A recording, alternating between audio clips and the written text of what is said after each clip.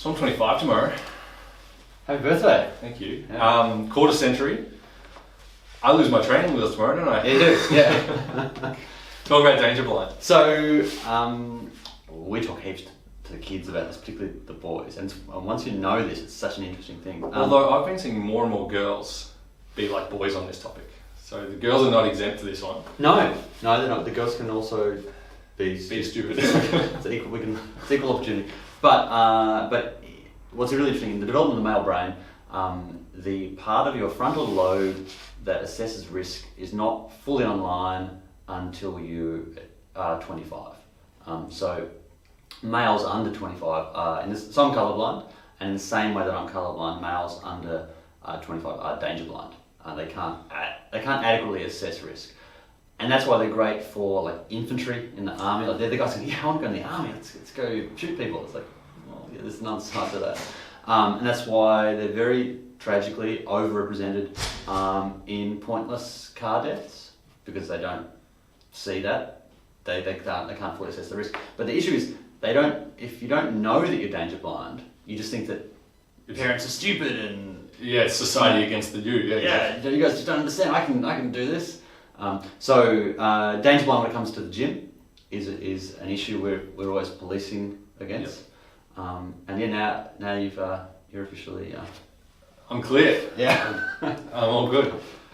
In the gym though, like we have all these boys that just want to lift all the weights, and they have this belief that because they're such hard-working athletes and they're enthusiastic, they just think more is more is more. Yeah. And they're always just chasing more, whether it's more sessions, more reps, more weights, and they obviously can't see the other side of it because their frontal lobe is less developed. And it's more nuanced. That's the problem, is that like if you talk about how someone's strong enough, oh, you can't say this person's strong enough. So well, what we mean is we've got all the benefit we're going to get out of getting them that strong. Making them 10% stronger won't necessarily make them 10% better. Yeah. Taking an athlete who can squat 140 to 160, for example, not 10%, but it's not going to automatically make them that percentage better, unless their sport is lifting, where they get the benefit, the direct correlation. There's a diminishing returns where... I think that's the hard thing with kids, because we are pushing them all along to lift well and lift heavy weights, but then at another point we're going, well, actually you max that out. With boys, I think the difference with boys and girls is that boys are more extrinsically motivated. Yeah, they see more plates and they go more plates, and more plates. Means improvement. Yeah, but what I mean by more is they care more about what the other boys are lifting. Yeah. Right. And what the other girls are lifting. Because it's very embarrassing for a boy, and that happens all the time here, that girls will outlift the boys. Because the girls care much less about how much weight they're moving and how much weight someone else is moving. They just care about, is my technique on point? Doesn't look good, am I being safe? Yeah, and so if you care more about your technique, the irony, I think it's irony. Irony gets overused, but I think it's irony. Yeah. But whatever it is. Define irony. Yeah. Whatever it is, the girls are more focused on the technique, therefore they actually get stronger.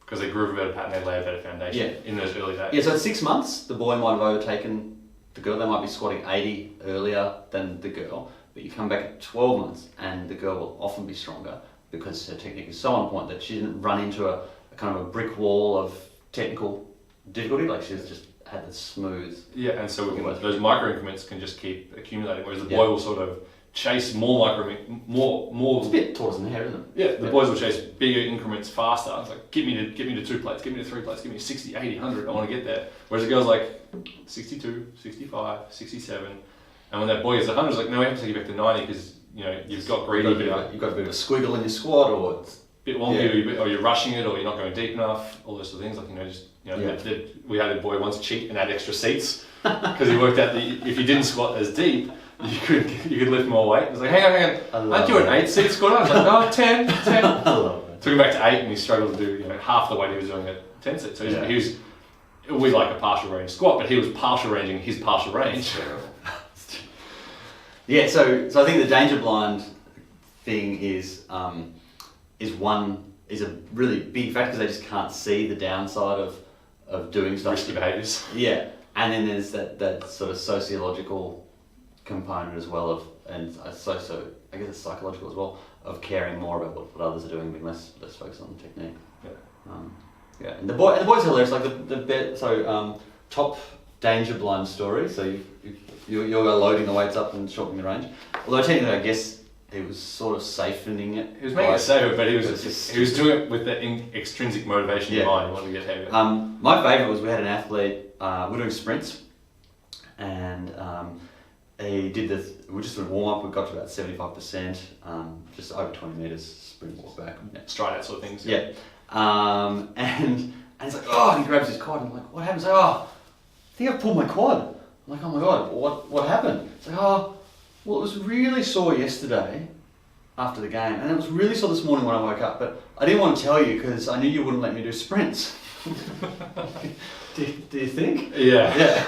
And that's to me, that's the ultimate danger blind. We had someone in here the other week who had one of our great athletes who works his guts out and is awesome, smart kid, but that frontal lobe not fully operational, and he's had so much calf tightness that he had to have the calf. He had a tournament over the weekend, massive spike in load. We're talking about the acute to chronic ratio was way up. Yeah. And that was a holidays too. Yeah, so he had a low base chronic dip and then an acute spike, so it was even worse. Yeah, so it created a valley and then the mountain.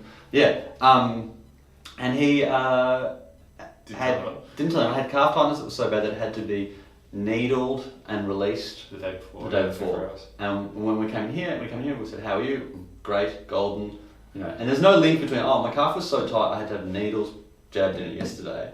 To I'm about to do sprints.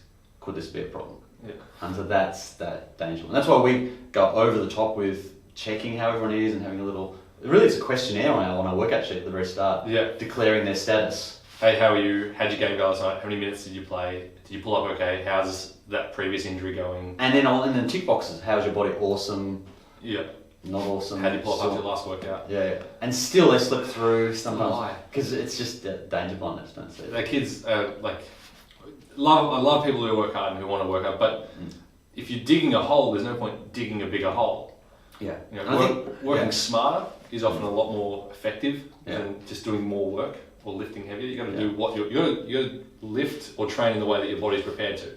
If you're exhausted and you're sick and you've got a sore hammy, today's not the day to do max effort sprints. Yeah. So the sprints will still be there next week. Yeah, or even the next day, or a couple of days.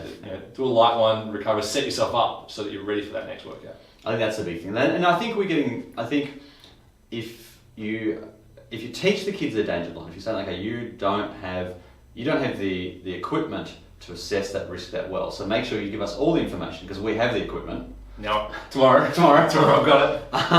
And then we can make those loading based decisions for you and help you to see why we made those. Help you to train more intelligently. Yeah, and basically, because what the perfect thing is a junior athlete, but with that 25-year-old understanding of risk, even though it might be kind of remote control understanding. But yeah, handheld control. Yeah.